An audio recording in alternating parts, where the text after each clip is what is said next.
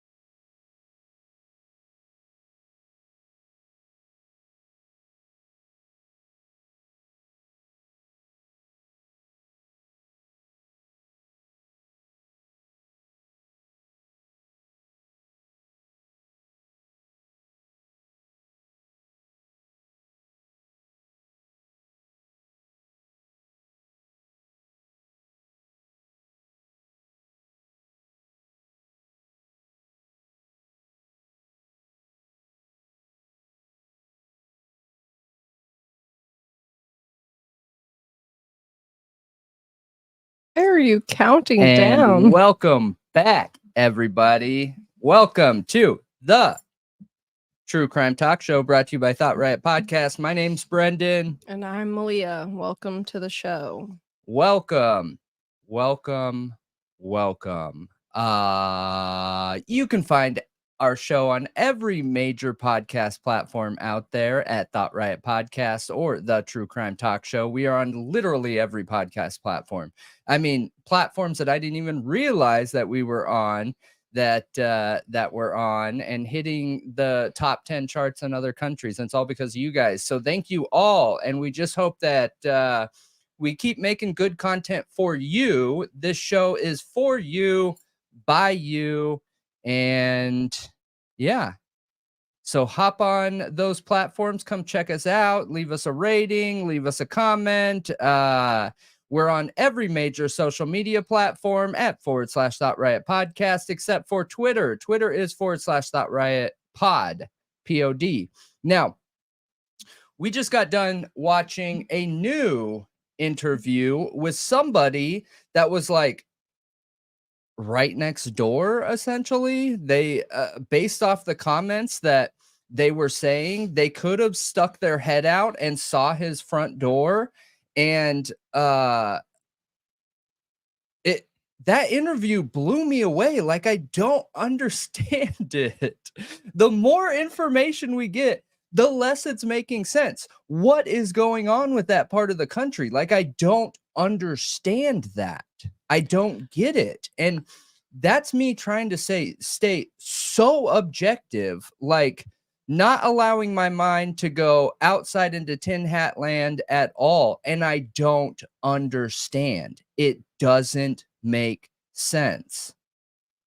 How are cops on site before a shot with a sniper and no SWAT there? Like, I don't understand it. I just don't understand how there's a sniper there before the SWAT team's there. Unless you have a cop who carries a sniper rifle.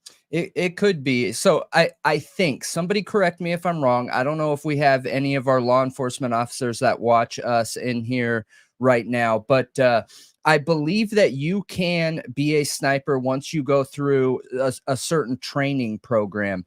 And let's be real here. Most of their non-SWAT snipers, sure, they're taking sniper type shots with barrel extenders screwed onto their assault rifles with a scope, but it's not like a sniper rifle. And what I mean by that is, like, the picture that you see in the footage, that is not what you would see a SWAT sniper carry. That is not what you would see a military sniper carry. That is what you would expect to find like in the back of a cop car. And so it's interesting, and it fits the story that she says that, hey, there was a police officer behind a car outside, because those rifles are not accurate up to the same range that a SWAT sniper is or a military sniper is, due to the configuration of the gun and the barrel rifling and things of that nature. So it's interesting. And like some of that background information, that makes sense where I was hoping it wouldn't make sense, which leaves me with more questions. You were hoping it wouldn't make sense? Yeah. When I'm looking at these stories and I'm listening to eyewitness statements in a situation where I want to understand the story, if there's like tin hat weird information coming, I look for things that aren't making sense in it, because then I can at least feel like, okay, these people don't exactly know what's going on. They're probably connecting dots or filling holes in their memory, whereas they wouldn't normally be filled. And in this, I don't see that. I see two different stories that make me feel even more weird about the whole situation, because you have a boyfriend and a girlfriend who were together watching this thing together with two completely separate stories, and the man acting really uncomfortable. Like, it's strange. I'm telling you, I feel like the guy picked up that something was up. and was like, no, officer, we don't have footage. Those two cameras are not recording 24/7. Like, you don't have to worry about nothing. They were frozen. She doesn't know what she's talking about. Okay, so like, that's what he was doing the whole time, I felt like. Yeah, maybe. Maybe. But anyway, we'll get into all of that in a minute. First, you should probably do the intro. I already did. You did the whole thing? Yeah, I did the whole thing. Yep. You did? Yes, I did. Where was I? I don't know. Was I sitting here? Yeah. Okay. I already did the intro. I just thought you said welcome to the True Crime Talk Show. No, I went through all where you can find us on social media, where you can find our podcasts, all that good stuff. Oh my gosh, you guys, like my head's in a totally different world. I woke up on the wrong side of the bed today. Like my neck has been killing me. My head hurts, so I'm not quite here, just so you understand. I literally don't remember any of that. Yeah. Well, let's get back into it. Okay. So back into the conversation. Give your breakdown of it, because I gave my breakdown of the interview, and like those are the main things that I'm feeling are weird. What did you see? I mean, I agree that their stories are different, and it's weird considering they were both there having this experience at the same time together. The footage being gone or not, them not pulling it up is weird. Him, her saying basically they should have gotten all of this on camera. And we don't have that. No, so to be clear, like the cops that would body normally cam take is not available. It's not there. You mean security footage? No, I mean body cam. Cops were there before the first shot. That cop body cam is nowhere to be found. The body cam starts, I forget when, but I think it starts once SWAT is there. I think I need to triple check that in our FOIA requested footage, but I'm pretty sure it starts later. Okay. I'm curious if anyone has seen this interview before, if anybody has ever posted this interview before, because I thought I had seen it, but I don't, but I'm not 100% sure. I may have just seen it because it was on your computer. I'm not sure. I thought somebody talked about this before, but I don't know. I don't know. I think it's a really big deal. I think it's a really, really, really big deal because, for one, the sniper being there before the first shot, that's what's weird to me. Why would you even have a sniper out yet? Like that early on into all of this. Yeah, I'm assuming real quick, I'm assuming Truth and Transparency covered this interview just because I know that she did really extensive coverage on this. I just don't know if we're doing overlapping stories or anything like that. Because listen, guys, I don't have the time to watch that footage. She puts out as much footage as we do. And when we're creating, we can't be watching, So maybe it's on there. I don't know. I'm not sure. But. She might. Yeah, she very well might have. Yeah, it's really weird though. So it doesn't make a ton of sense to me why that cop was there with a sniper before the first shot. Another weird thing is that she doesn't hear Brent. Like, she hears the cops. She hears the negotiator, but never hears Brent.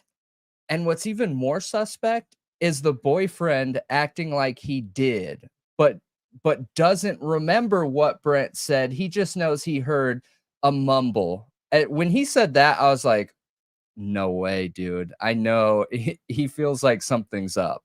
That the boyfriend knew something was up.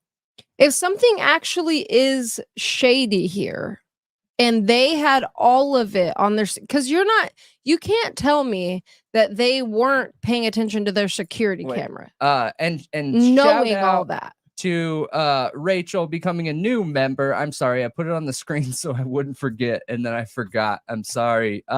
One Track Minded. But we're super happy to have you here. Welcome to Thought Riot Podcast, and hopefully you enjoy. But what were you saying?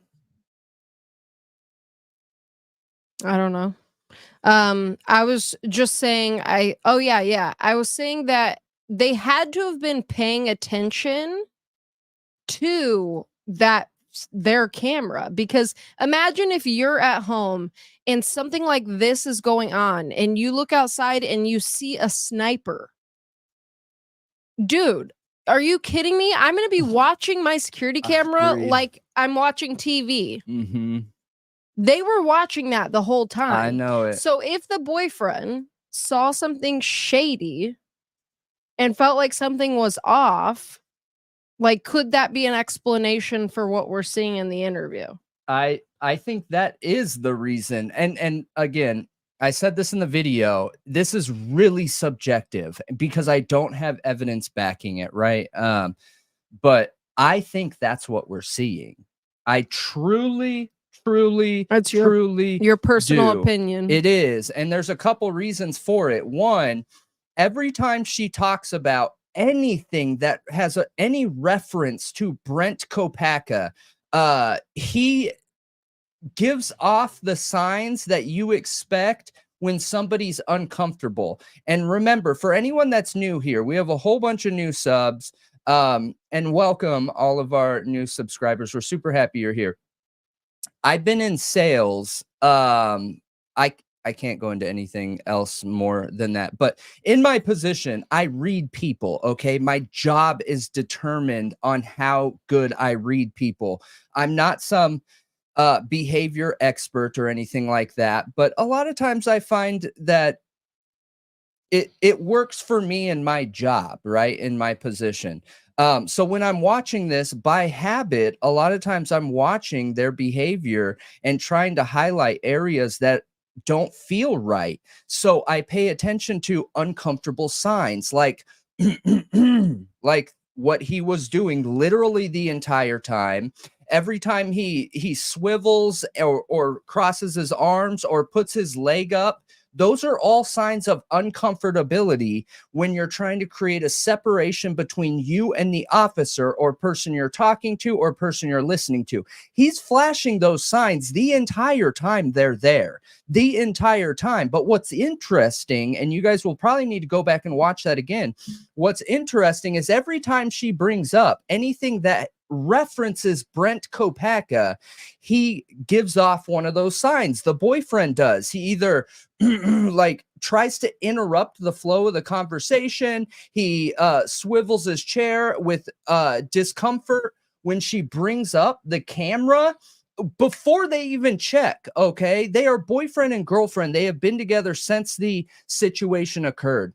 And she says, "Oh, we have cameras.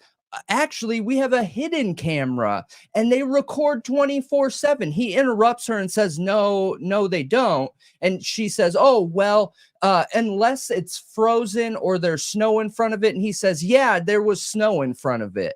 And then she goes to show him and he gives off a whole bunch of signs of being uncomfortable with that. Dude, the whole time. And again, you guys, this is so subjective. I don't have evidence to give you. Like I said, I am not a trained behavioral expert, therapist, psychologist, or anything like that. My financial success is determined based on how well I read people. So that's where my experience comes from. And I've been pretty good at my job. But as I'm watching it, the whole time I'm getting these bam, bam, bam, bam, uncomfortable. His leg in front of the officer, putting his arms together, like the whole time. And what's interesting is I think a lot of people in the chat mentioned, and you mentioned, people are like, he was giving off really weird vibes. Well, that's what someone feels that's not trained to look for why. Okay, a lot of people will be in a situation, and if I'm intentionally giving off vibes of being uncomfortable, like crossing my arms, putting things in between me and you, looking in other areas, a lot of people feel that something's not right, or they're giving off weird vibes without being able to attach like an objective concept of why, right? And those reasons are what I'm looking for. So it's just strange. It's really strange. Yep. And they were together the whole time. and their stories and are different. If you don't know what we're talking about, we just got done watching the premiere, just for anybody who's just hopped on, of Neighbors from, is it apartment 301? Yes, At the apartment 301. coffee house apartments where Yep. Brent They Kopacka could see his was door shot. from their door. Okay. So does that mean they're across the hall? I don't know. I've never been there. I've never been up in those apartment areas. I'm not sure. I know that they could see the officers. I know that they didn't want to stick their head outside the door because they were scared, or that's what she said, right? I know that that they would stand by the door and watch for the situation that was going on. And you want to know something else that's interesting that we didn't bring up in the video? What? When they're talking about, I wish I should have tracked these timestamps so we could go over them in this video, but in the video, the cop specifically only cares about if they heard Brent and what he said when they're asking him, like, oh, wait, well, could you hear him in that time? And the girl said, no, absolutely not. The guy's like, well, yeah, I heard him once, but it's really hard to remember. Even though I was at the door and this happened 12 hours ago, I don't remember that I heard him, Mr. Officer, but I did hear him because that's what I think you want to hear. And I got you, you know, that's what I felt like was going on. But he says, yes, he heard him, but he couldn't make out what he said. And the officer was like, well, so you couldn't hear what he was saying? No. Okay. Interesting, right? Mm-hmm. It's just interesting. But yeah, if you guys haven't seen that body cam footage of where they interview the neighbors of supposedly Brent Kopacka, definitely go watch it after the live. That's what we're talking about here. And just digging a little bit deeper into it, having an open conversation. But yeah, it's here. I'll post the post the link. Yeah, that's what we're talking about. It's our continued investigation into the Brent Kopacka situation, because I don't even know what to say at this point, you guys. These are two different states. Like, someone explain to me why we're seeing weird things 15 minutes apart from each other in two separate states when you're looking at it scientifically and objectively. Like, okay, these are statistical improbabilities. So when you're doing it on paper, when you're trying to put, you know, math and science together to make sense of a weird one-off situation, how do we have back-to-back one-off situations? Like, you know what I mean? It doesn't make statistical sense. Yeah, it doesn't add up. It's a lot of things in one place.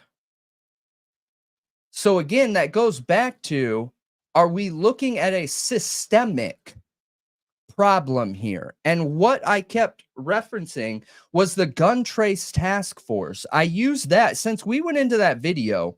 We dug into. It's a good example. It's a great example. The gun trace task force out of Baltimore were doing the most insane things, acting literally like a gang, you guys, and robbing gangsters and keeping all this money and holding people hostage. And it didn't stop. No one would stop it until the DOJ stepped in.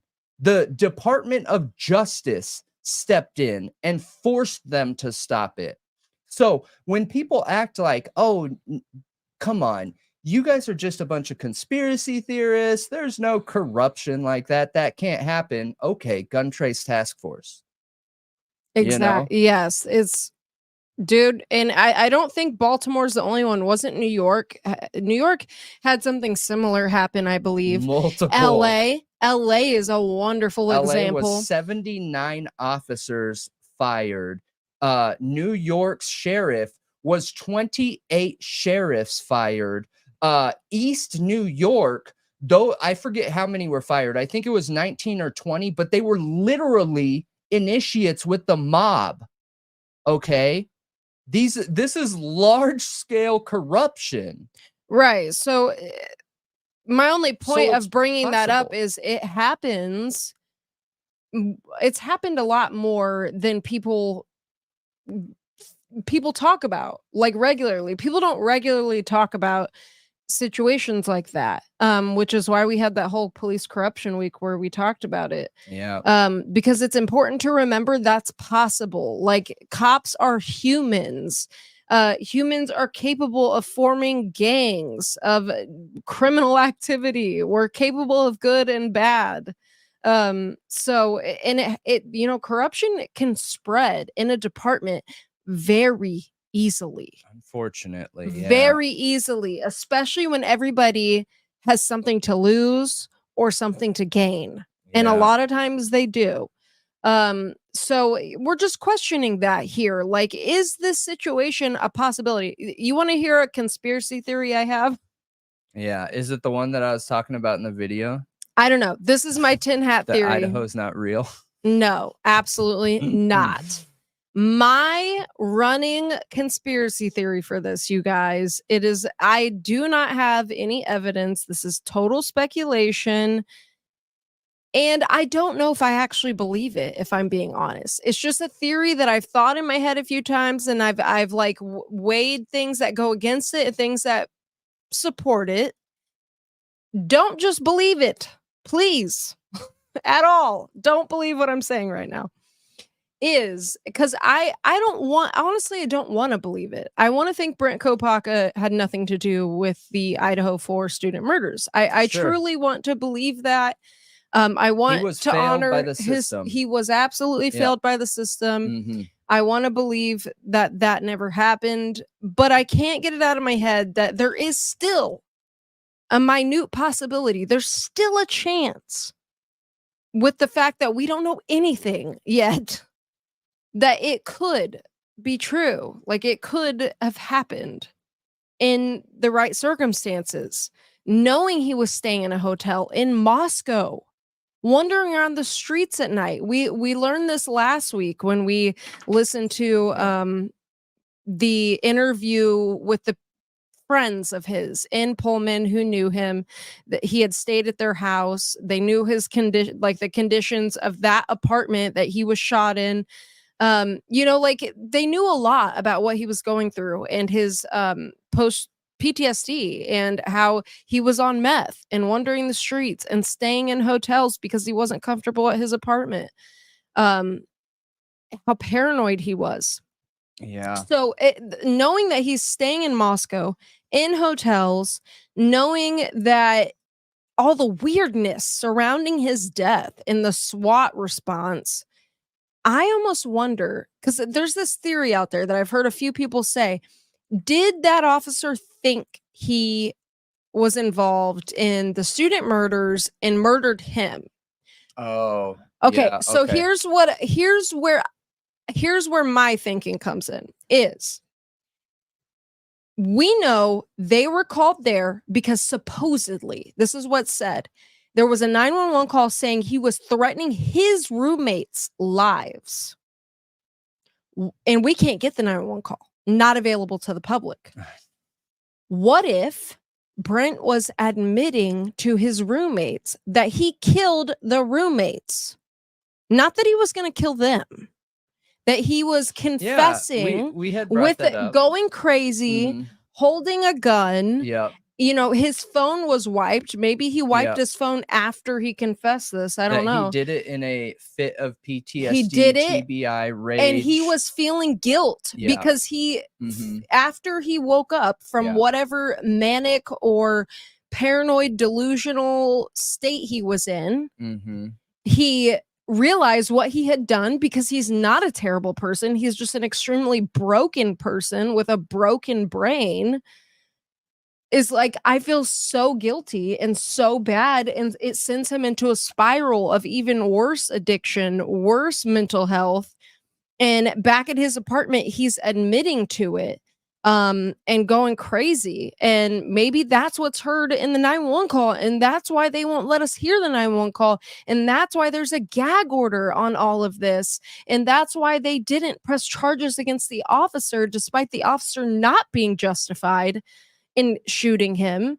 At least I don't believe that there was a justification in shooting and killing Brent Kopacka, but killing the man who killed these roommates, and you still have like everybody wanting answers to for this crime, doesn't look very good, does it? Yeah. We Especially if you don't have a confession from his mouth, you have a confession from his roommates saying he was confessing, and you have no real evidence. Right. Yeah. That we brought this up a little bit on the last time we talked about this, and if there is some, like, you guys, there's no evidence, there is no objective evidence to this, so absolutely please do none. not take this as us suggesting that's what was going on. I am just asking the think of it like I am here, full of poop. Okay, I'm full of it. I don't know what I'm talking about. We're just asking questions, and you're not the first one to bring that up. No, That's I'm not. What's important is that has been asked and talked about for a long time, ever since this occurred. And you know, a lot of people, well, I've never have heard it wondered explained that. exactly like that. A lot of people have wondered that and brought up the idea that when he never threatened his own roommate or mates, if there was two, that he was talking specifically about the Idaho 4. You know, there's this story out there that that him, I guess, okay, so let's put the tin hat on for a minute. And I just want to shout out Bryan gifting a Thought Riot podcast membership. We appreciate you and appreciate that. Thank you for that. So let's go into that. So with this idea, there's this story out there, and I want to be brutally transparent here. This story comes from Reddit with no evidence, you guys. None. Zero. Zip. So understand that we are not saying that this is true and or possible, right? But the idea is that in the community that Bryan Kohberger did dope. He did dope, uppers, not downers, like he did in Pennsylvania, because uppers helped him with his headaches, because his headaches interrupted his sleeping. Okay. Somehow he had a connection to Brent Kopacka, and they would do dope together. Maybe Kopacka was the one who had the connection. I don't know, you guys, but the whole theory is that Bryan Kohberger and Brent Kopacka went to pick up dope around the 1122 area. Are you listening? Yes. Pick up dope around the 1122 area.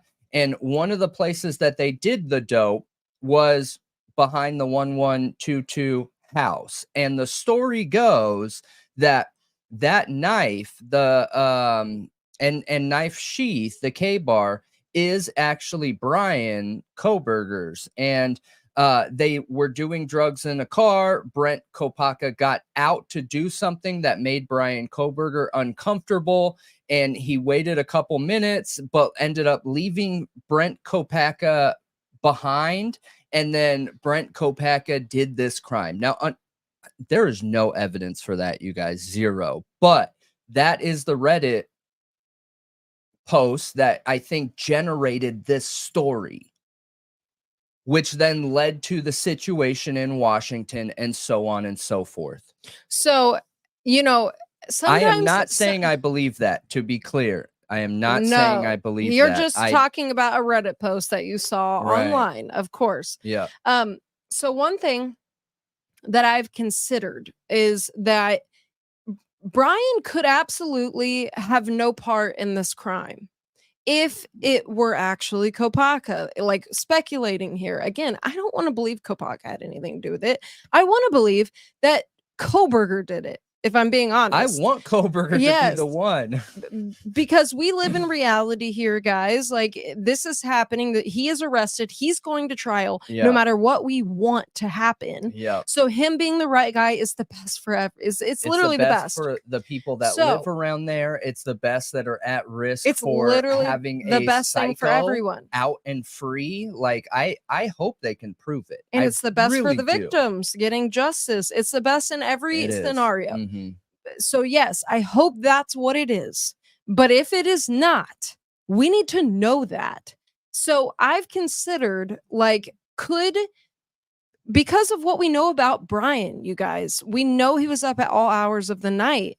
We know that the people who lived in his apartment said he'd be up cleaning all night. Yeah, that's And one of the he went for runs. That's one of the few eyewitness statements that came forward and showed their face is Bryan Kohberger's Yes. neighbors, who confirmed that he had a weird sleep schedule. That they would hear him vacuuming at all hours of the night. Which that he would go running with his, like, one of his other neighbors at night. Which that's strange, long though, drives for at night. a drug user. You don't do uppers and then go on a run. Yeah, but he dude. was Your heart will dedicated to explode. working out, though. I hear you. That's very rare Okay. to do something like that's probably so true. hard on your body, like running, that gets your heart rate up to a max level and you're on uppers. It's just rare. I'm not saying it can't happen, but it's rare.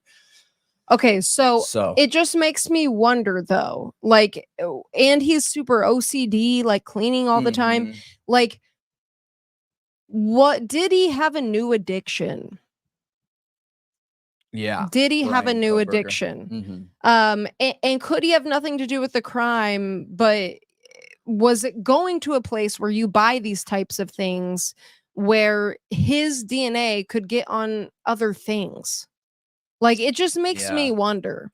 I don't really know why people get so offended at even suggesting Bryan could have relapsed. To me, that does not make him more likely to have committed the crime or less likely. It's just is what it is. Like, he was an addict according to the reports. We don't have 100% proof of that, but supposedly, like, people knew he had went to some kind of rehab. There is a report of him stealing his sister's phone, which is totally a typical action of an addict. Yeah. Like, those connections make sense. The connections make sense, even if we don't have 100% proof. And old pictures of him definitely look like he was into dope. Okay. Like, there's some old pictures of him where he does. It looks I'll pull it up.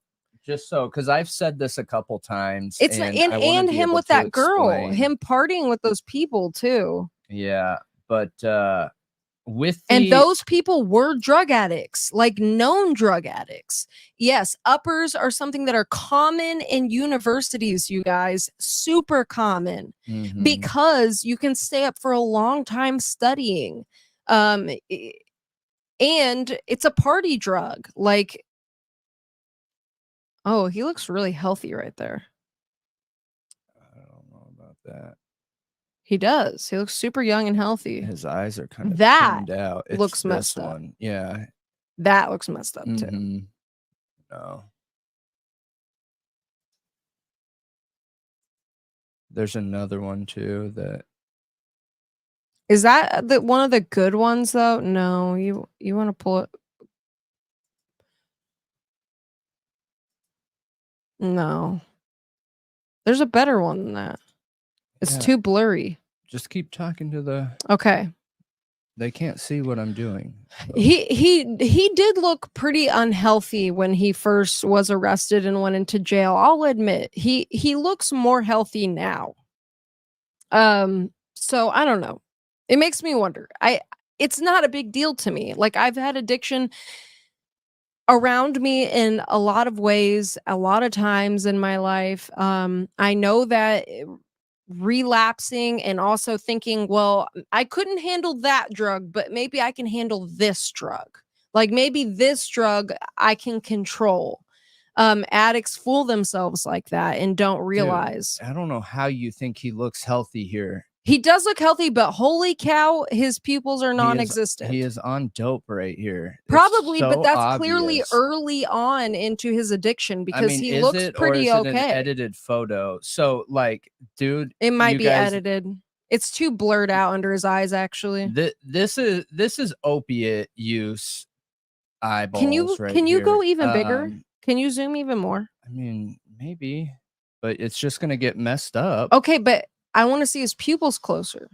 Yeah, those are literally pinpoint, man. Yeah, they're pinpoint. So he is absolutely on opiates right there. And I mean, that's a super edited picture too. I think you're right. It looks very blurred out under his eyes, like somebody did it on purpose to get rid of his dark circles. Look it.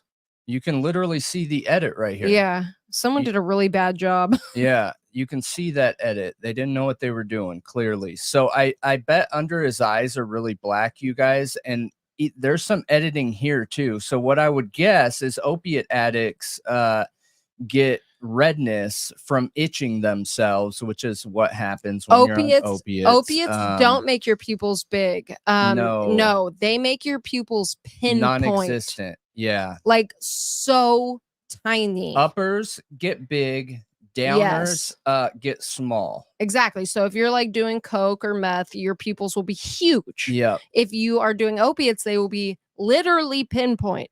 Yeah. Sweating, and even though it's he cold, was young there. He was so young there. And usually when you're younger, your pupils are bigger. And they are not right there. Yeah.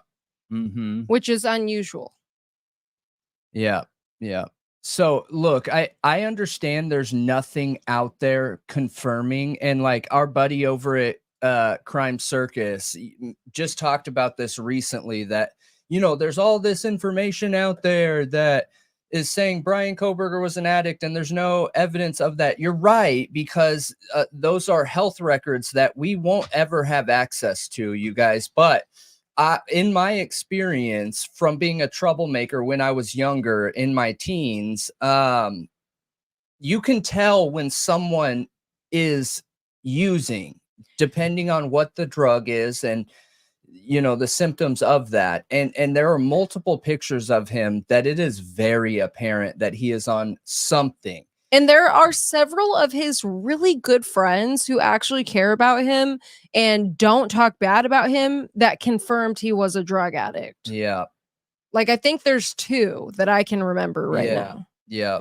And they don't like talk bad about him. No, they didn't. They just gave basic information or whatever, and saying that they were shocked and things of that nature. So, but I do believe he was an addict in the past, and I don't believe that makes him any more or less guilty at all. I don't think that makes me feel any different about the case. What makes someone guilty is them doing the crime and us as a population of people, right? The peers, the judges, the jury being able to objectively look at the evidence and say, yes, it is that person. There is enough evidence here to, without a doubt, say that it was this person, right? And being an addict does not make you guilty.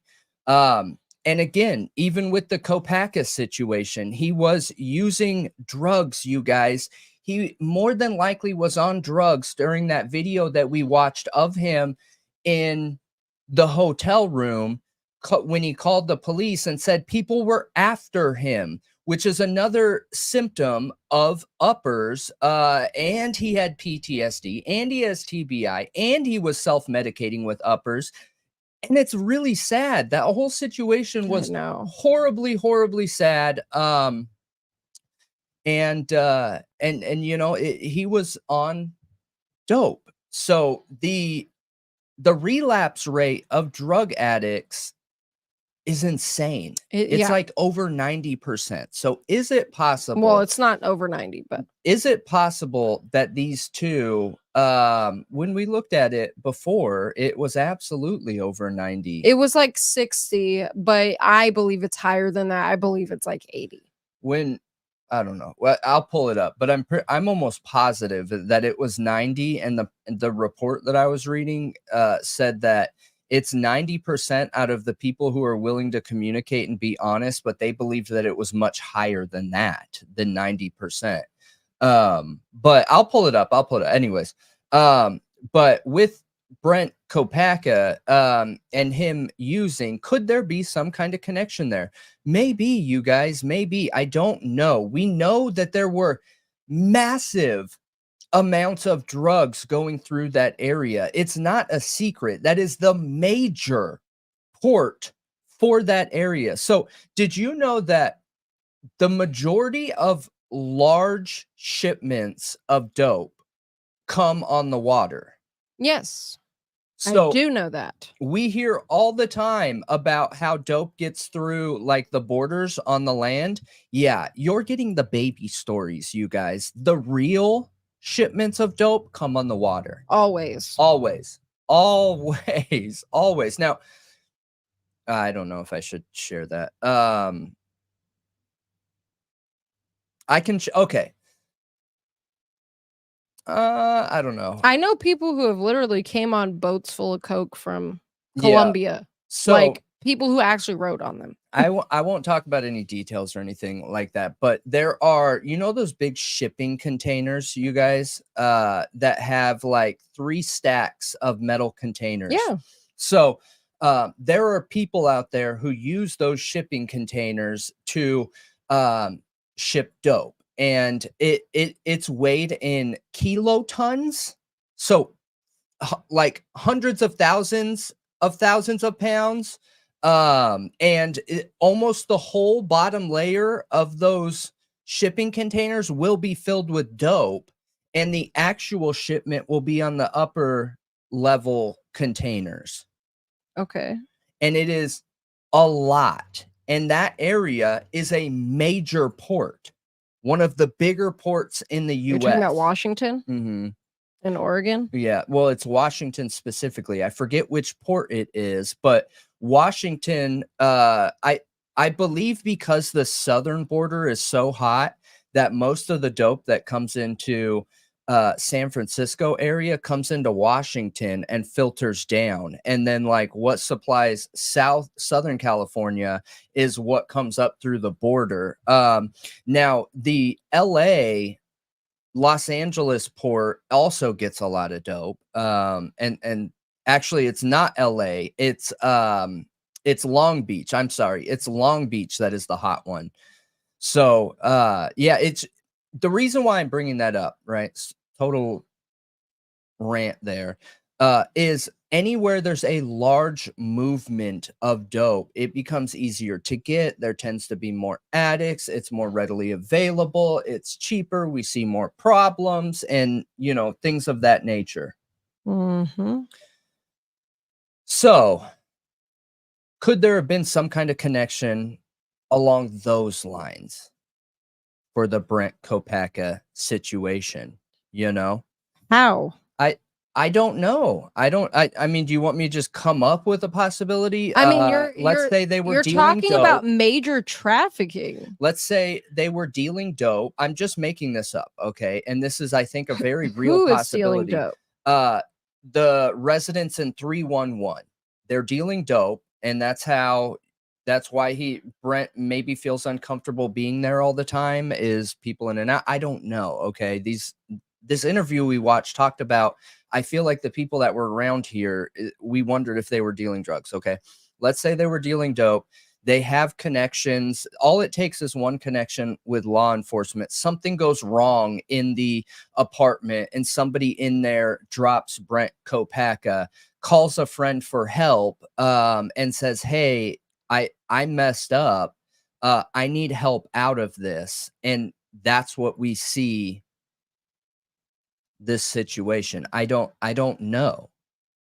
I totally just made that up out of the blue, but Okay. Well, I don't know. because a lot of people wonder if the Brent Kopacka situation has a connection with drugs. Yeah, and where I think the most plausible explanation is like the most realistic probable connection where that could be it between Kohberger and Kopacka is drugs, but I think it could be picking up from the same place. Or since they're both like are up at all nights, I don't know, somehow meeting in the streets at some time. I don't know. When you live a similar lifestyle as somebody else, you're in a small town, you're bound to cross paths at some point. Yeah, I wasn't even bringing up that though in a way that it could connect Kohberger, Bryan Kohberger, and Brent Kopacka. So I was strictly talking about how it could have happened in a real life situation at the coffee house apartments. Okay, so what would the situation you were just talking about?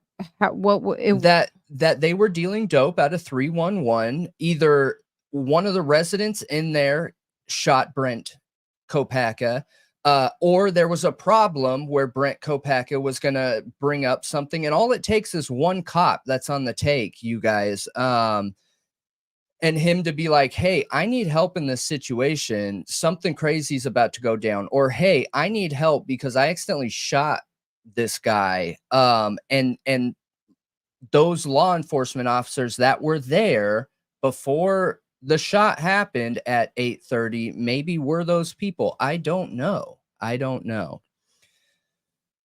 But that's completely making it up out of the air there. However, that is not an unreal possibility. And you don't need to believe me. You just need to have fingers and be able to type on a keyboard to look up the connections between law enforcement and dope dealers. And also remember, our law enforcement average training is 6 weeks.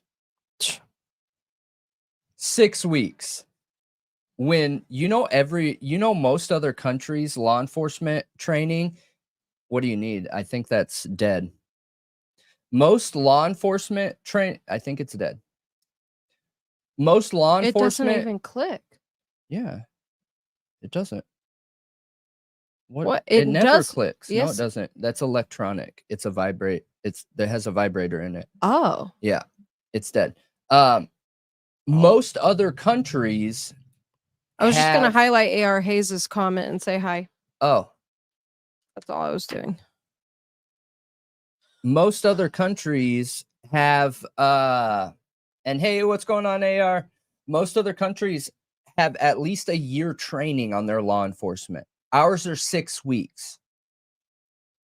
So is it possible to have somebody join law enforcement with the intention beforehand to assist? Hello. There's not a big commitment there. Yeah. You get where I'm going with that? Yeah. Somebody with a clean record that is willing to be the connection, because it's nice to have lights that have your back, easy. So, that's a very real possibility, There's just no objective evidence there. It is total speculation. It is just theory. It is just wondering if it's a possibility. It is just a think tank. But with the connection to Kopacka and Kohberger, yeah, I don't know. I don't know either. That Reddit post claims that Bryan Kohberger's sister pre-gag order is the one who shared that information. Wait, what does? That Reddit post about them using a knife to cut drugs up into lines and do them. Actually, I don't think it said that they were cutting up lines. It just said they were cutting it. So I don't know if they were using a needle or something in that story. But that story claims that information came from Kohberger's sister. I should have pulled that Reddit story up, but I wasn't planning on bringing it up.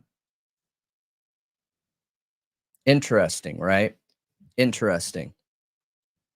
Yeah, I don't know. I don't believe it. I don't think. It makes no sense for them to be hanging out behind 1122 King Road. There's no I mean, point. that story connects all the dots if they pick up there. Yeah. Right. So for me, it's not about believing it or not believing it. I don't believe anything. Everything is subjective. Every single thing until it can be proven with science. So for me, it's not about believing it or not. I don't have any beliefs, but I think that it's a plausible situation depending on how many drugs were going out of that area. Is that the major hub in that area? We don't know that, but that's why we've been looking into this area. Was 1122 really a hot spot? And maybe it wasn't a hot spot like they were dealing out of there. Maybe it was a hot spot because it was a party house. And where party houses are, you get dope at. Or maybe they were buying from Inan Harsh, who lived in the apartments next door, and that's why they were sitting behind the house in that little dark parking lot. Yeah, I mean, because it's really dark, you guys. Like, there's no street lights. I don't think it's fair to just pretend like, that's just not possible. No way at all. You know, when we don't know, like, in order for something to not be true, remember this, you guys. A lack of evidence doesn't make that not true. It just means that we don't have evidence to prove that, right? There's this idea out there that, like, well, you know, I'm not going to believe it unless you show me evidence. You know, that just because there's no evidence doesn't mean something isn't true. It just means there's no evidence to support that, right? Same thing with science, right? And what's a good science example? Dark matter, okay? Nobody can prove dark matter exists, like, by having actual objective evidence, but they can prove it exists through mathematical equation and breaking down the science of, you know, or I'm sorry, they proved it existed by the gravitational pull, or the relative, gosh, what's that word called? The relative pull or whatever. I'm using wrong words here, but there's some kind of natural pull, like a gravitational pull from dark matter, and that's how they first proved it. Even though they didn't have evidence of it. Essentially you're saying they can't prove dark matter's real. They can only prove the gravity that's pulling to it. I believe so. I need to look into it again. But it's like being able to prove. It's like, I was trying to think of a good analogy for it, but I'm having a hard time thinking of a good analogy for it. It's like trying to prove that air exists. I don't know. Yeah, no. I got you. And that's exactly it's like, what I know I'm it's saying. real because I'm breathing, but obviously we can prove air exists. The So, lack, it's not a good example. the lack of evidence, of objective evidence, doesn't mean it's not true, right? Yeah. So in this theory too, it's interesting. It's a tin hat theory. It's very far out there. But does that mean that it's not possible? No, that's not what it means. It means that, you know, if our judicial system or law enforcement wanted to go down that rabbit hole, or issue charges based on a theory like that, they would have to do a whole bunch of work to back that and support it. Same goes for any content creators. You know what I mean? Same goes for any content creators. So if that situation is true, though, oh, dude, Kohberger, I would be terrified if I was him. I would be too. If that's true. I mean, like, if that situation were true and he was there behind 1122, potentially using his knife to split dope and stuff like that, and somehow it was used in a crime, I would be terrified if I was him. That's the worst case situation you could ever be in and not be guilty, you know? But who knows if it's true? Who knows? Yeah, there's no way to know, really. I just hope that we get to the end of this case. I hope we get to the end of this trial and feel like we can close it and believe it's closed. Agreed. And I'm terrified that's not going to happen. Yeah, I'm Terrified. pretty scared that's not going to happen. There's going to be a trial no matter what. I really do not believe any kind of plea agreement is going to happen. I really don't think that will happen. I think that there 100% will be a trial, or an acquittal. I don't think there will be a plea. I don't think in any stretch of the imagination would Bryan Kohberger plea. And I don't think the state's willing to take the death penalty off the table. I don't think they're willing to do that. The family wants it too badly.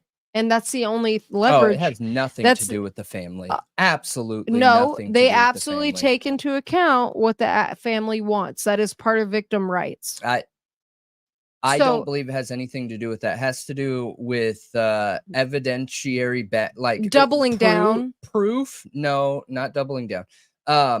They're so far into it with the amount of millions of dollars spent that when we've seen other cases looking through, any history in the judicial system anywhere in the US, doesn't matter. Just, take a dart, throw it at a map and pick one. Once you're this far into it with this much money into the case, they are not going to turn around and say, oopsies, sorry guys, had the wrong one. It will never happen. Yeah. It'll never happen. I don't think so either. But gosh, there's something I wanted to bring up that I thought about earlier, but I'm having trouble remembering what it was. I gotta go to the bathroom. I'm literally trying to remember what I needed to say.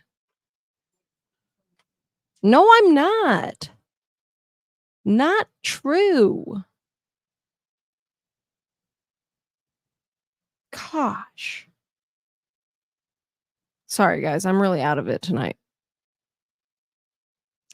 I don't know if you guys know what it's like to, sleep on your neck wrong, but it's so bad. Like, the only reason I'm even able to move right now and not be stiff as a board is because I took ibuprofen and a lot of it. And Tylenol at the same time. But I still feel weird. Like it gave me a migraine, made me feel nauseous all day long.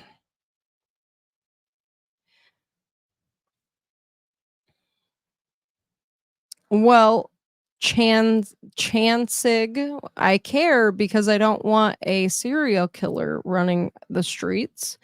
And I care about justice for the victims, so I don't want this to end badly. I just OJ, Casey Anthony, this case is on that kind of magnitude that those are. And I'm invested in seeing justice. So is it going to ruin my life? Am I going to spend every waking moment concerned about it? If there isn't truly a close to this case, no. But it'll bother me. I want to see. I mean, I think everybody wants closure. Anytime something like this happens, you want closure.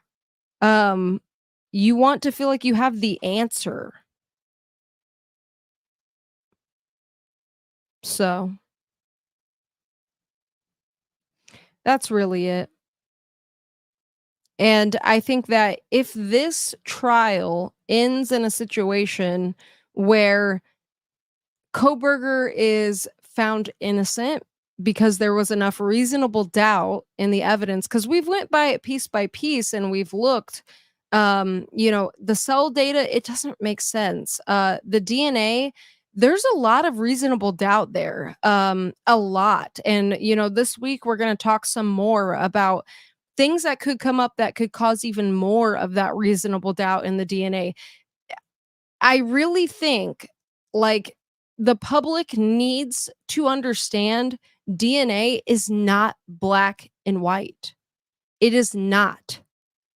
Just because they say somebody's DNA was at that scene does not mean they're right. It doesn't mean they're 100% certain. it's not black or white. They can't, like, it's not black and white. It is not the gold standard that we've all been sold. And there's a lot of things actually coming out currently that are showing us that are proving that. And, you know, we've been calling that out here for a while, that them even reading, I'm not even talking about, you know, we already know, you guys, that trace DNA, touch DNA are already considered a pseudoscience by the military and the court martial system. We know that they don't allow it and they do not consider it evidence. But even going deeper into that, talking about regular DNA, okay, mitochondrial DNA, comparing an STR to an STR, there is subjectivity in that. It is not objective. They're not sitting there and saying, okay, unless it's a perfect match. If it's a perfect match, then sure, it's objective. And we have previous videos on this that you guys can go check out if you missed those. But when they're looking at those two, anomalies can happen where there's not a ton of, you know, DNA in one of the alleles, like one of the little humps that you see on the chart, one of the spikes will be smaller than the rest, which means there's a lower amount. If they don't have enough DNA from a crime scene, and most of the time they do not, to repeat that test, then they can't know, was that just a mistake in the machine? If there's a big blob, as they call it, it's an artifact that can happen from dust in the machine or many other things, they may think like, oh, well, that could mean there's a marker there, we just can't see it, and consider it a match. And if they don't have enough DNA to redo the test, it could totally not be that person. So, I mean, I think there's a lot of people out there who haven't looked deeply enough into these things, and just want to believe that's what it is. You know, that DNA is a gold standard, that cell data is a gold standard, and there's no wiggle room. And if the cops say they got that evidence, that's what it is. End of story. Bryan Kohberger's guilty. Period. And it's unfortunately not that simple. I wish it were. And the closer we've looked into it, the more questions I have. And it makes me nervous that this isn't going to end with all the answers, that we're not going to get all the answers in trial. And with how much time we've invested into the case, like, I want the answers. I think it's kind of silly to be like, if you care about your justice system, if you care about your country, if you care about the citizens in your country and people whose kids have been murdered, who are grieving, like, if you care about all of that and you want to see the best possible scenario, that means you're weak? I don't know. No, it doesn't. And caring about it means we have to actually look into it. We have to criticize it. We have to scrutinize it. And that's what we're doing because we care. Because doing that makes sure that the system functions the right way.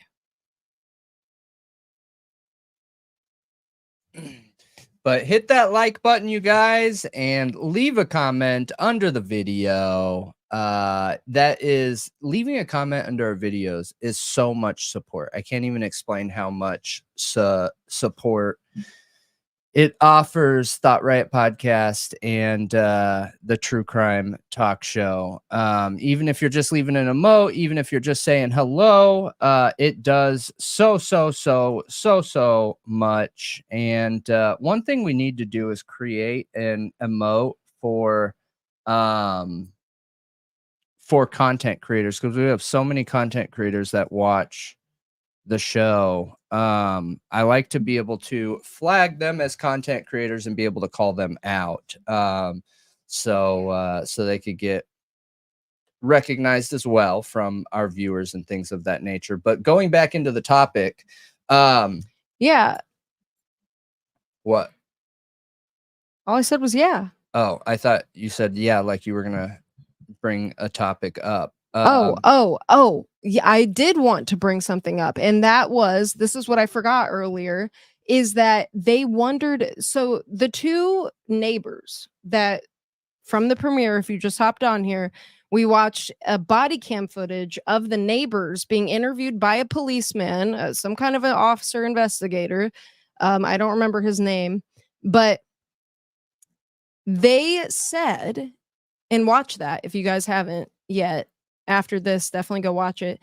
They said that they wandered around the apartment building during all of this, and that they at one point went and sat in their car for a long time. Yeah. Now, don't you guys think that's a little weird? They didn't sit in their car for a long time. I believe they sat in an officer's car. I have additional footage of them talking, but right. What's interesting, in my opinion, is what led up to that is the fact that they didn't clear every apartment. All right. Like,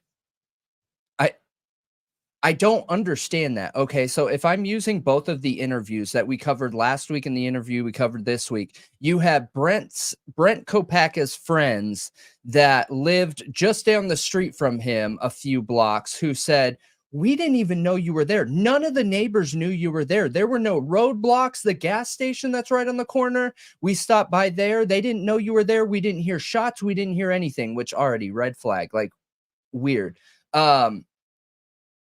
And then you pair it with this, where there was nobody out there. Nobody was out in the area. So when we decided to call 911 and say, hey, should we be in these apartments? They walked downstairs by themselves without an escort down to the bottom of the apartments and walked around freely. Why was somebody not on a megaphone yelling to the residents like, hey, guys, we need you to yada, yada, yada. Everybody they wouldn't do that. Yes, they would. Absolutely. No, you don't want to they wouldn't want to cause panic and everybody to start rushing out in different ways. Yeah, dude, they would clear it 100%. Absolutely. You don't think they would go door to door and knock and say, okay, follow me, come out this way? Nope. I don't believe that they would do that. Nope. I think that they would make a phone to the stairs and then escort them from the stairs off of the property. I do not believe that they would go door to door like special forces clearing an apartment. That doesn't feel reasonable. People are not going to all rush out in a mad force all at once. And think how many people are on each floor. Like, you know what I mean? They're asking them to temporarily vacate the premises, right? The time I don't difference know about that, man. The time difference, I mean, that you can look up videos. I wish I had one in my back pocket to do that, but you can look up videos of how they clear areas. A lot of times they will ask people to clear an area, and they aren't going to go door to door checking on each person, because you're talking knock time, you're talking multiple hours versus what's safest for the people in those apartments. Like, every minute that every one of those people are in there, you're risking them getting shot. There's not going to be a mad dash. I mean, having megaphones, having people run out in all directions and not having them like in an apartment or behind something, I feel like that's more at risk. Causing chaos and panic, but that's not is creating more of a panic. risk. If you have officers at the stairs, you tell people, please calmly and carefully vacate the premises temporarily to the stairwell, where you will be met by officers who will escort you out of the area. Yeah. Maybe it's much more straightforward. Maybe the way you're talking about doing it is the best way and the ideal way, but they did it the way I'm saying, and that's the problem. Is they didn't get everyone. No, they didn't do that. They did knock on some people's doors. No, they didn't. And they called people. They got like phone numbers of people's No, apartments, they like did them not. calling that person saying, "Hey, a bullet went in your apartment." That is not during the standoff. So when's They didn't that? clear anybody. They didn't clear anybody out at all. No, Okay. nobody. That's what I'm saying. I thought you said they cleared everyone at midnight. No, And I did took not them. say that. Those people called in and said, "Should we be here?" Oh, okay. The police did not evacuate anybody. So some people just left of their own volition? Exactly. Okay. That's the problem. That is the problem. Every second somebody was in that apartment, you guys, they are at risk of getting shot. That's kind of crazy. They are not going to have a two-man team clear apartments one by one. That is not safest. I mean, Every second they're in those apartment areas, within a distance of a bullet, they could be shot. Above him, below him, to the sides of him, across the hallway, bullets go through those walls. They need those people out. And that's what I'm saying is the problem. It doesn't feel like there was training. It does not feel like this was controlled. It does not feel like they had the residents' best interest at heart here. We don't know what they were doing. There was a shot that we don't know where it came from at 8:30.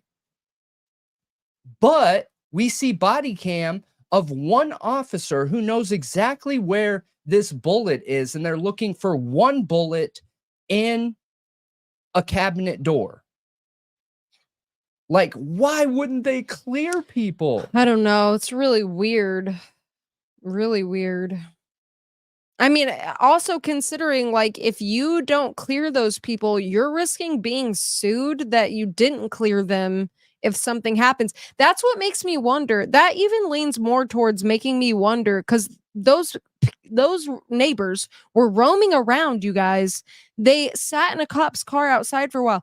That makes me feel like there wasn't a threat and they knew it. Like Exactly. maybe That's the the shot question. at 8:30 is Brent being killed. And that's why and it wasn't justified and it was wrong. And so they had to keep this situation going to make it look valid, to make it seem like there's an ongoing threat. And to make it seem justified, that like, oh yes, this is a really dangerous person and it went on for this long and finally we tried to negotiate, we tried to do all this, he wouldn't back down, we shot him. He had no hostage, so why was there a negotiator? Why was any of this happening? Why didn't they just go in there, riot shields, and take him? That's so that's what makes me think, like, is it there was no more threat, he was already gone. You know what they should have done? What very clearly should have happened is they should have breached the door like they're trained to do with a riot shield, released a dog, and followed the dog in, like we've seen police do over and over and over and over with armed suspects. They are trained for this. The SWAT is. They are trained for taking down suspects that are armed. It doesn't make sense. No, it doesn't make sense. I just don't get it. I don't get it either. I don't get it. And it was marked as a cleared shooting. Weird already. Took them a really long time to investigate. Yeah, it. I was just gonna say that. No too. 911 call. Yeah, is the amount of time. The amount of time.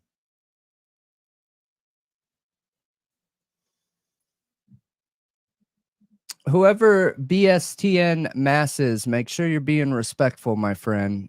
Next one, I'll just block you. So the amount of time for a year, over a year, it took for them to open up this investigation. Let's look up what the average. You mean to say we don't believe? They gave it to the prosecutor. Prosecutor said this was justified. We're not pressing charges. And then finally, because the case is closed, we can see all of this. We can get FOIA requests answered. It's just, I just don't understand them not giving the 911 call. They wouldn't have known about this without a 911 call. Like, clearly there was a 911 call. There's even reports of a 911 call. We're just not allowed to hear it, I guess.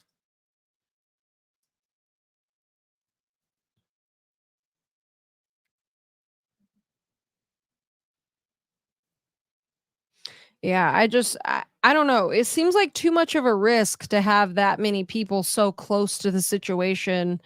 Um, I mean, it's just being honest. If what we're saying, if what I said earlier is true, and that he was killed at that with that first shot at 8:30, and they continued the situation to make it look real, they're idiots for not clearing. Because now you have a ton of witnesses, like these neighbors' interview, where it contradicts the story the cops are telling. They wouldn't have this story if they were cleared. But maybe they're sloppy because they know they won't get in trouble, like Baltimore. They knew they wouldn't get in trouble, so they didn't like go to great extents to cover their tracks. They did kill people sometimes to cover their tracks, but it's not like they were like that worried about, being that careful, because they would just like kill you if you threatened to talk and stuff like that. And they knew nobody would find them out. They knew nobody would do anything. I'm gonna have The to. politicians were, paying for their services. I'm gonna have to do more research to find that. It's not giving me an average because it's probably so situational based on. What are you looking for? An average amount of time for investigating in an officer involved shooting. But it's going to be on a state to state basis, and I'll try and figure something out. But what's interesting though, and just to follow up with what somebody was saying in the chat. So when you have an armed suspect, they actually prioritize dogs, and dogs are trained to bite their weapon hand. So Oh, really? yeah. So when you have an armed suspect, it's expected to release a dog and use a riot shield. And those dogs are so quick, much quicker reactions than humans have. And they bite their gun hand. They bite their gun hand. Did you ever highlight that? What? Oh, I don't think I did. I think I missed it. And check out missing A&M student Caleb Harris. Yeah, we will. Let me write that down. And I apologize if that was sitting there for a long time. I missed it. Thank you, Brian, for the Yes. suggestion. I saw you mention something about body cam of Kopacka that was from earlier, like months before this situation, June, I think you said. Is that what you're talking about? Is that this? Dogs are smart. I know it, you guys. Dogs are really smart. And when you look at the statistics around dogs getting shot, even when you have an armed suspect, it's very, very, very rare. Yeah, it's very rare. What? Yeah.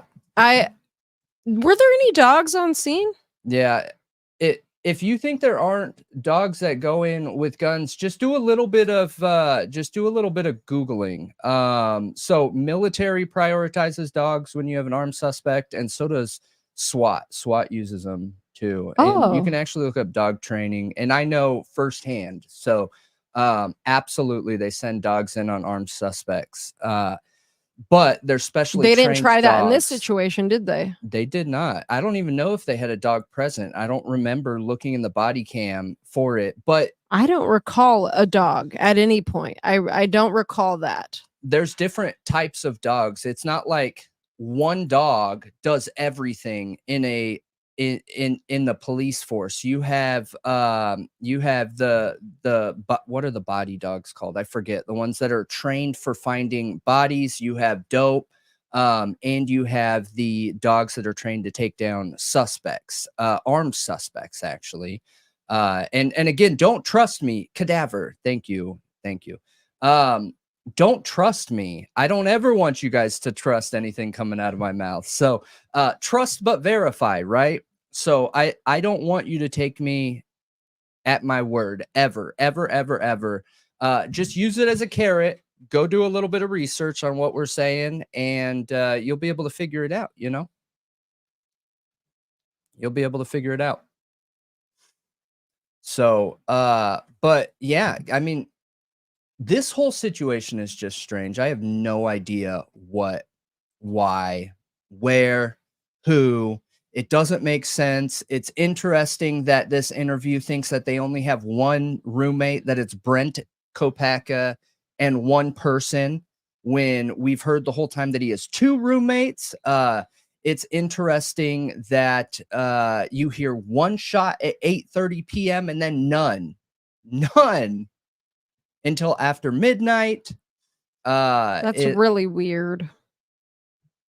Oh my gosh, tracking dogs are insane, you guys. So did you know that dogs can smell a cadaver 20 years past? So like if there was a cadaver on the ground and this dog is trained for it, and that cadaver was picked up and moved for 20 years, depending on, I'm sure, multiple factors, that dog can find that location. 20 years. That's insane. Yeah. I don't remember the name of the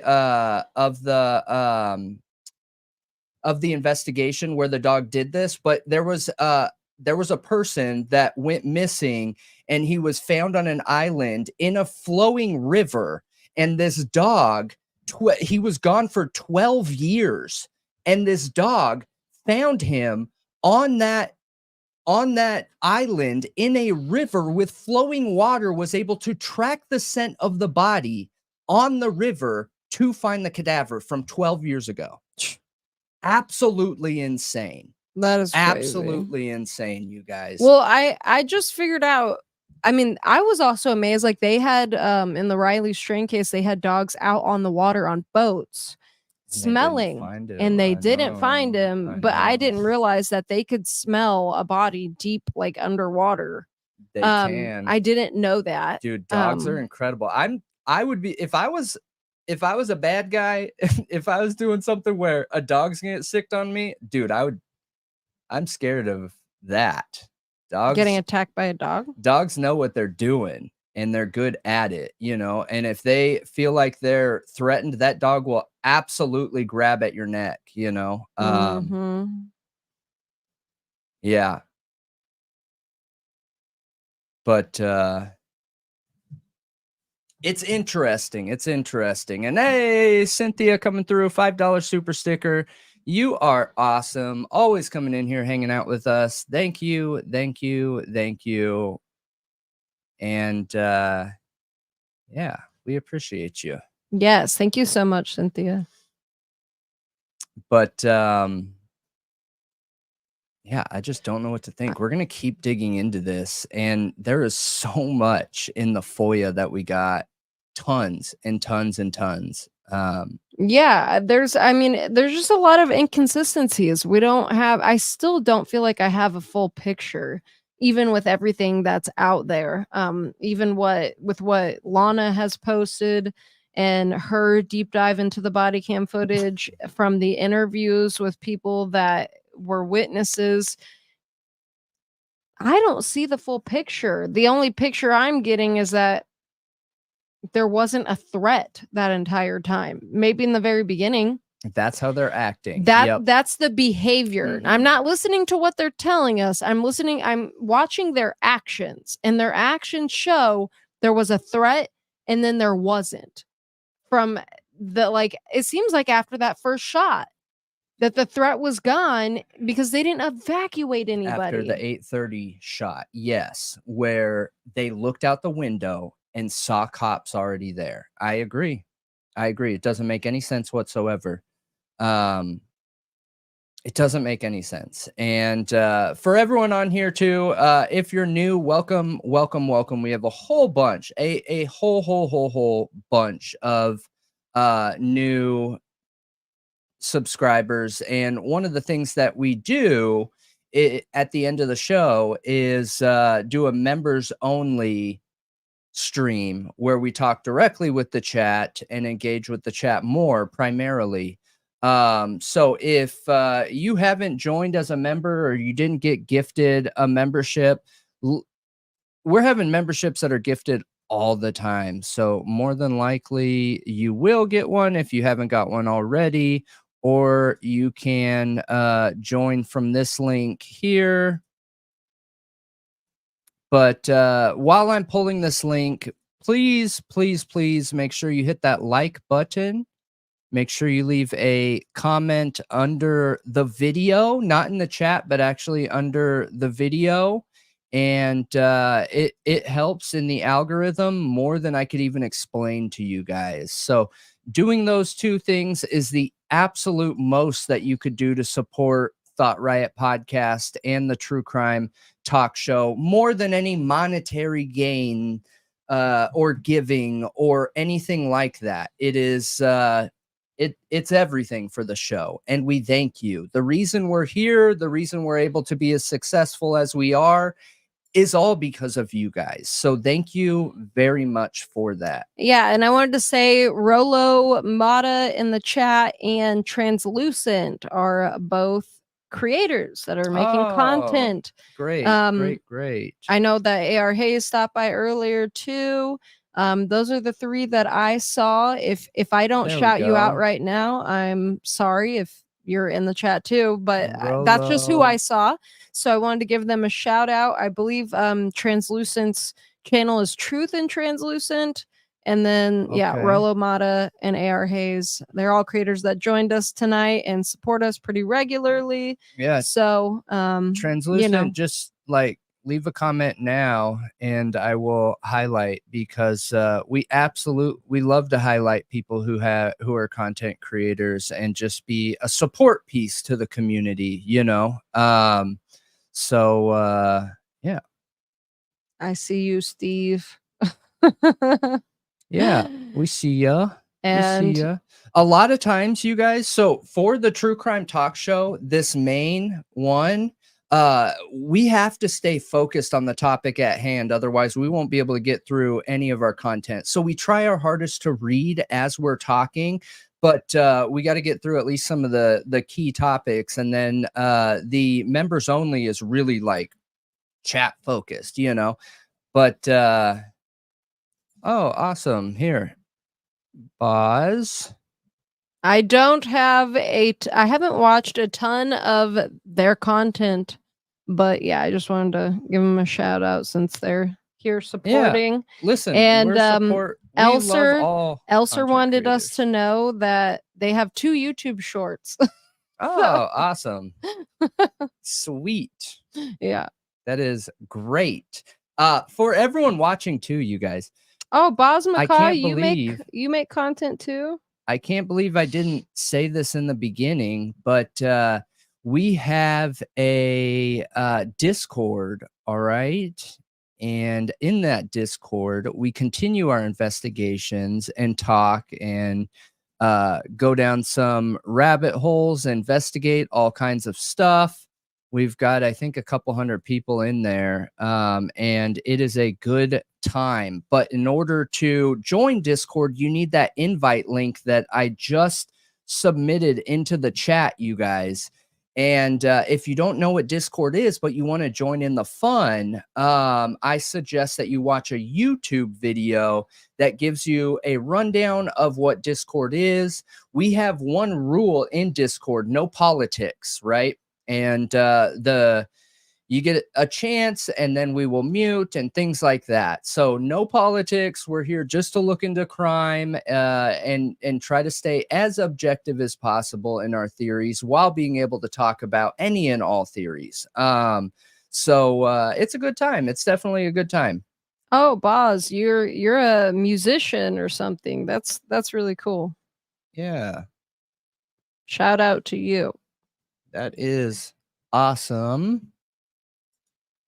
But yeah, I will post this one more here. And hang on. I gotcha. Oh, you went by Toes. Okay. I got you. Bosmacaw is Toes. Oh, okay. I think you created a channel with that account too, didn't you? This is it right here.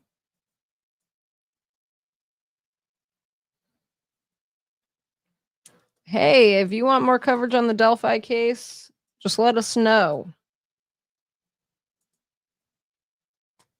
I've been trying to, at least cover it once a week. The thing is that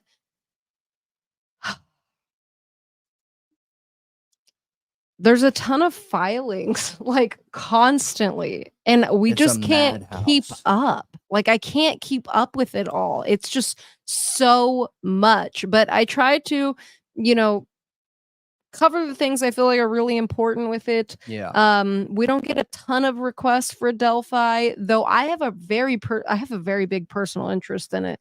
And Yeah. I mean, I would love to deal. cover it more. It's a huge deal. But it's a lot. It is a lot. It's a big deal. And it is It's so much. It's insane. It's scary. But no name calling in the chat. Yeah, no name calling. I don't even see where it is, but people listen. People can say whatever they want. They can make allegations. It doesn't make them true unless they can prove them. mm-hmm. So just no name calling. Be respectful. I'm sure people are out there who will say we've done things that we've never done too. Like, people say things. If anybody can provide proof of said things, that's a different story. What I say is whatever anyone says I did, I agree. I agree. I did. Okay. That's how I go about it. If you say I did it, okay, I agree. But anyways, self-deprecating humor is great. But anyways, you guys, make sure you hit that like button. Make sure you please leave a comment under the video. We are going to switch over to the members portion now, and I did post that link in the stream. Here you go. I will do it one more time, so members can come hang out with us for a little bit.